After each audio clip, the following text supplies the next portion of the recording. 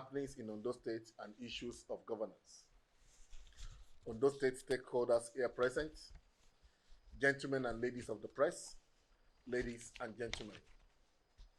It gives me a great pleasure to welcome you to this very important address of the state of governance in Ondo State, to set her continuously on the path of sustainable growth and social welfare to the people.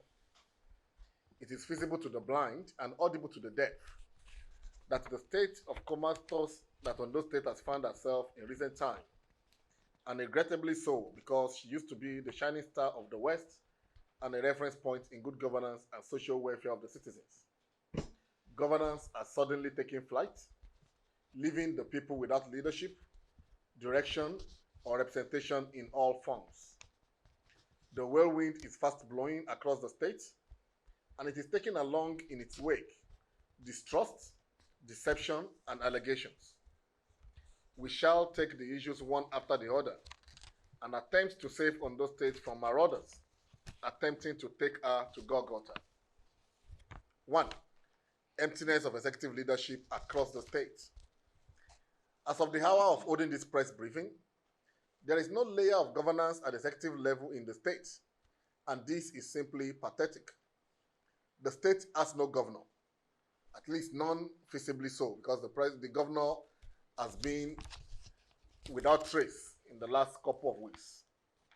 The state has no acting governor, not with the purported resumption of duty of Akeredolu. The state has a non-functional and embattled deputy governor. The state has no local government chairman or councillors. How then does a state properly run without these organs in place?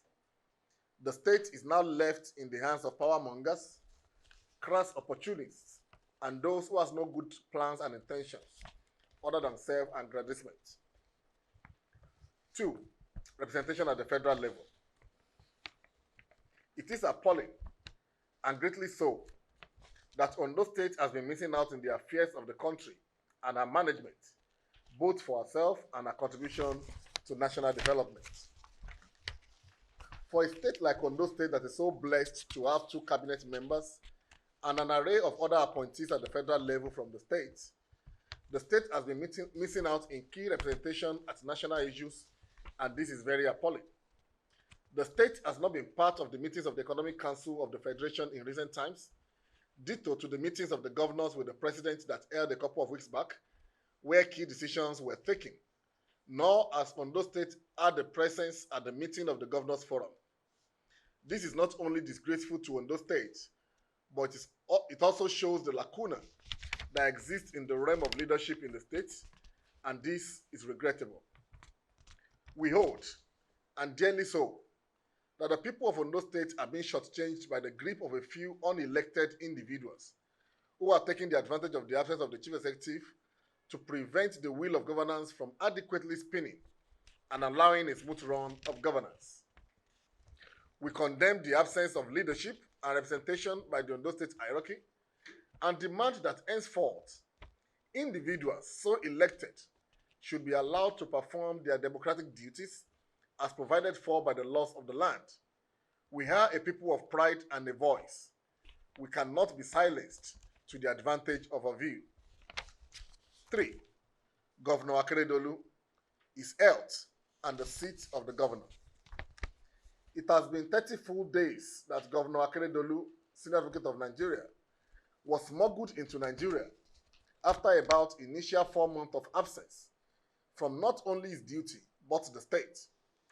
The purported return of the governor established an aberration in necessary, whereby state duties were transferred to personal residence of the governor in Ibadan, where he met with the House of Assembly members of the state and purportedly transmitted a letter notifying the Assembly of his return and resumption of duty. Since the purported resumption of duty, not only has the governor not been seen in any public gathering, he has failed to carry out any state function in the state in the least form of it. An address to the good people of the state will have sufficed. This leaves so much to be desired, and further reinstates the fact that Governor Akeredolu is unwell, and his handlers are only marauding to give the people of the state the true status of the heads of their governor. While we understand the fallibility of men and the sovereignty of God in matters of health, there is a duty to be performed, and only the physically and mentally fit, as provided for by the Constitution of the Federal Republic of Nigeria, and clues taken from judicial decisions can perform such duty, and with series of unfolding events, one cannot but conclude that the head of Akeredolu, Senior Advocate of Nigeria, is seriously in doubt. The secrecy by which the return and whereabouts of Governor Akeredolu has been shrouded calls for concern and suspicion, and we dare say that we can't afford to have again a repeat of the Yaradua scenario where the nation was in the dark of the living or otherwise of the then president. The life of a public office holder should be a transparent one, and the people of the state deserve to know the true state of the head of the governor of Ondo State. The people, and by the virtue of this press conference, are demanding an address by the governor to the people of the state to clear the controversy surrounding the state of his health and his capability to continue to lead the state. We state, and unequivocally too, that should the governor fail to address the state in a couple of days from today, we are calling for his resignation, and in the alternative, the State House of Assembly is hereby being called upon to immediately constitute a medical board comprising qualified and unbiased professionals and experts who can provide an impartial assessment of the governor's health status, and the findings of which should be made public as provided for by the law, and to put to rest any speculation, and should the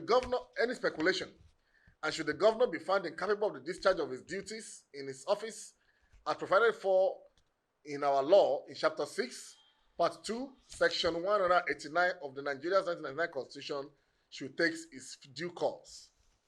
While we understand the importance of empathy at this time, it is equally important to uphold the principles of transparency and accountability in the governance of the state.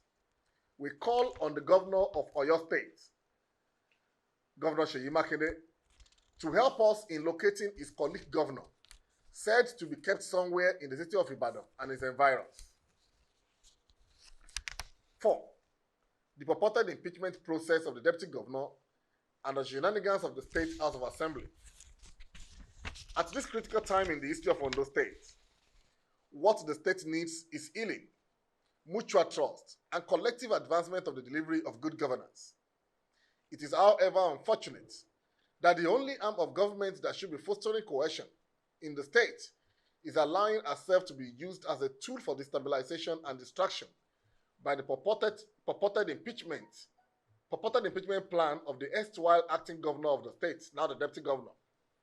The State Assembly should be addressing the myriads of problems confronting the state currently, rather than pursuing the removal of the deputy governor. The whole drama and distractions that came with it is simply political and also avoidable at this crucial time in the history of the state. The impeachment is at the expense of the peace, stability, and the welfare of the people of the state, and we condemn its process in its entirety.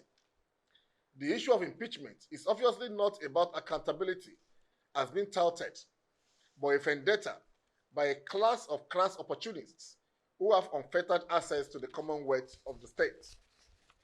On our part, we have written to the National Assembly through our leadership. We have also written to the national leadership of the ruling APC, as well as the President of the Federal Republic of Nigeria.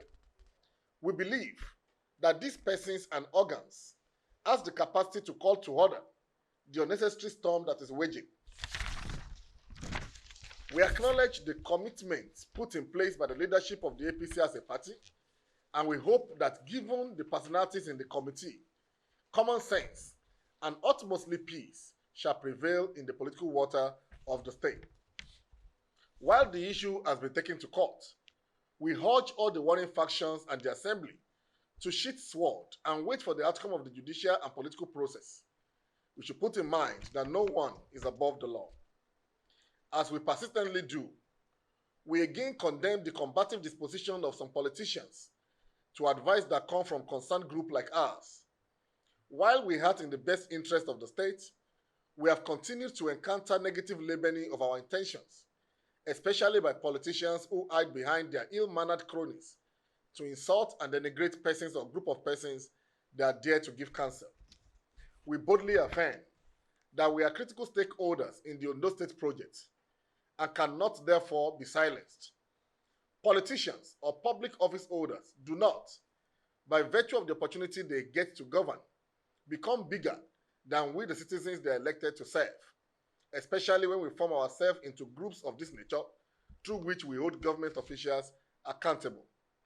As a group, we will remain committed to timely interventions like this and as promoters of good governance, ideas, and campaigners for change. Thank you, and God bless Ondo State.